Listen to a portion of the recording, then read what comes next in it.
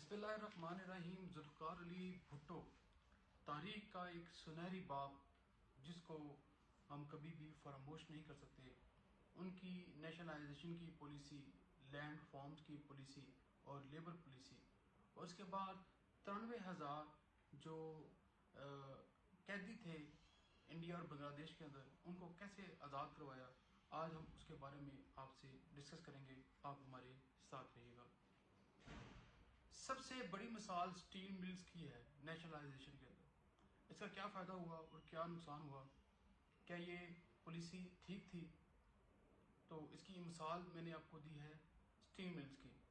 जैसे ही भुट्टो हुकूमत ने सवित और रूस के ताउन से कायम किया था और ये ज़ाहिर सरकारी तहवील में थी, कुछ देर तो ये इदारा चला, लेकिन चंद साल बाद मुश्किलात का ऐसा शिकार हुआ कि आज एक ये सफ़ेद हाथी है।